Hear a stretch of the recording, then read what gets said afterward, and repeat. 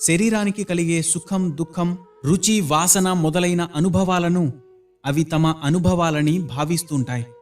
అసలు మార్పు కోసం ప్రయత్నం కూడా చెయ్యవు. ఇలా మార్పు కోసం ప్రయత్నం కూడా చెయ్యని ఆత్మలు నిరంతరం అధర్మం చేస్తూనే ఉంటాయి. వాటిని జాగృతం చేసేందుకు దండన విధించడం అనివార్యం.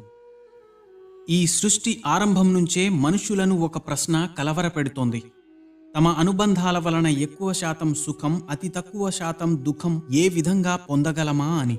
ఈ లోకంలో మీకున్న అనుబంధాలని మీకు సంపూర్ణ సంతోషాన్ని ఇస్తున్నాయా? మీరే ఆలోచించండి. మనిషి జీవితం అనుబంధాలపై ఆధారపడుతుంది. వారి భద్రతాభావం కూడా అనుబంధాలపైనే ఆధారపడుతుంది. ఈ కారణంగానే మీ జీవితంలో సుఖ సంతోషాలకు ఆధారం పూర్తిగా అనుబంధాలే. అలా అయినప్పటికీ మీకు ఈ అనుబంధాల మూలంగా అత్యధికంగా దుఃఖం ఎందుకు ప్రాప్తిస్తున్నది?